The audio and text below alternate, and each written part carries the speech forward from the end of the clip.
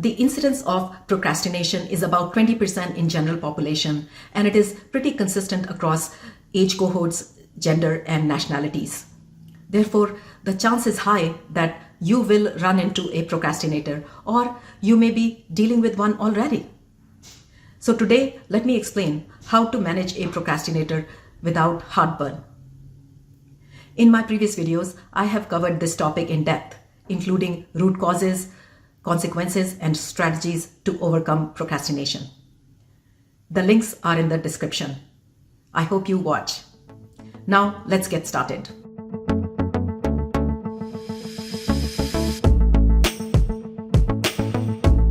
Many of us have people in our lives who always put a brake on our plans and slow us down.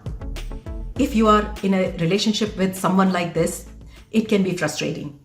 Managing these people who are stuck, indecisive, and unmotivated is a real challenge. What are we supposed to do? Fire them? Firing a procrastinator may not be our best move because even if they are not productive or reliable, they are usually pretty talented. We have seen some very impressive procrastinators like Charles Darwin and Leonardo da Vinci. Would you fire them if their project was delayed by 4 weeks, 8 weeks? What if they are part of your family? Or what if you're in love with a procrastinator? Guys, firing may not be an option. I'm going to offer a gentler approach to manage procrastinators based on my personal experience. So first of all, you must acknowledge that you have a problem on hand. You must find the courage to confront the issue, because if you don't, then one procrastinator, one person in your team can bring the entire team down. Dysfunction will perpetuate, it will be stressful, and it will impact you negatively.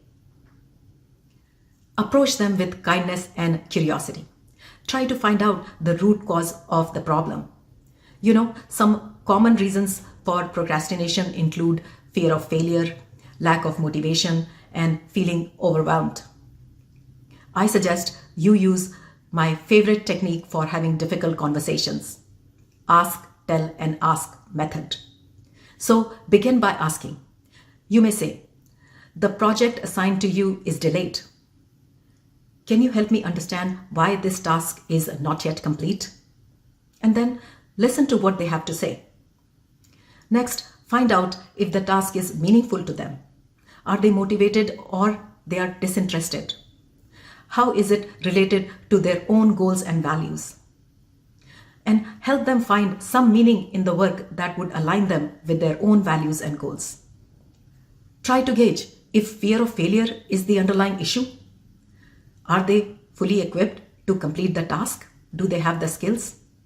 Is there a knowledge gap? Consider providing additional resources or training so they can build the skills required to get the work done efficiently. Similarly, find out if perfectionism is holding them back. Guys, perfectionism stands as a shield between us and our success. A leader I coached was assigned to choose an instrument for a laboratory test. He was determined to find the best option that has no downside. You know, logically, he knew that even great products usually have some drawbacks. But because of his self-imposed criteria, because of the stickler in him, it took him several months to choose the instrument. He was too late because his organization's priorities had changed and the funding was taken away. The project was tanked. So you may ask, how is perfectionism standing in your way? How is it limiting you? In summary, doing the root cause analysis will help you address their problem. Guys, no cure without the diagnosis.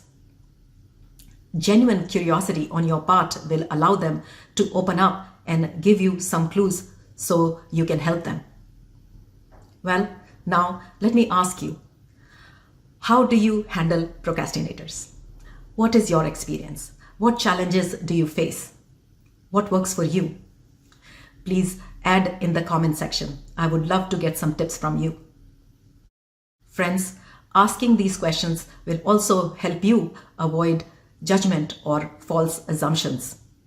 Therefore, always ask.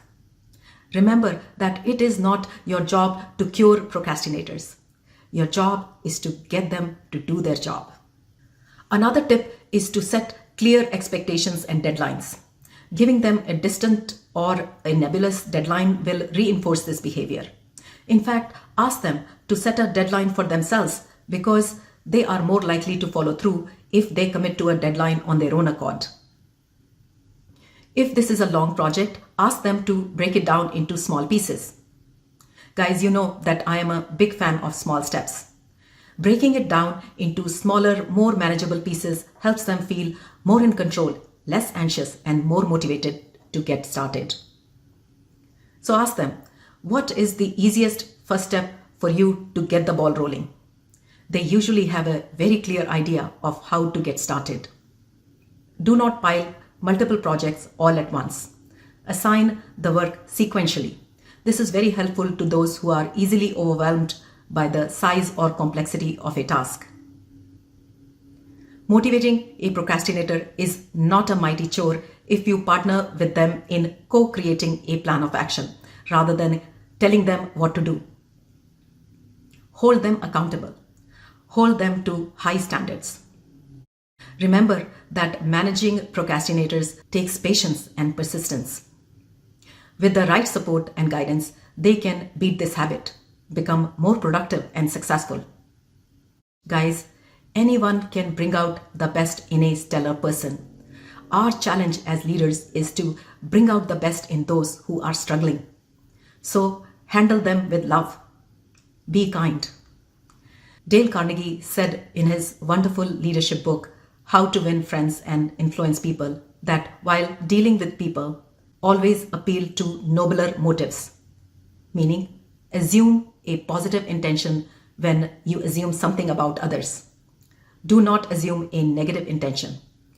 When you assume a negative intention, you put the person in a defensive mode and give them no room to improve. So believe in their good intentions. Guys, procrastinators are not lazy people. Psychology professor Joseph Ferrari, the author of Still Procrastinating, The No Regrets Guide to Getting It Done, and a leading researcher on this subject, says that procrastination is an avoidance behavior. They are avoiding an unpleasant task by doing something else to get a temporary boost in their mood. So it helps to encourage them. Encourage them. Tell them you can do this.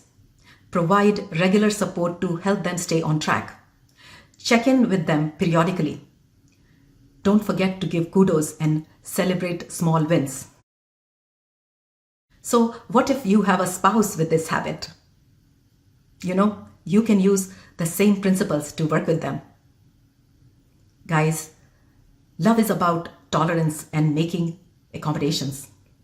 So be easy on yourself and your spouse. After all, they have many positive attributes that make them attractive, isn't it? So do not fire them.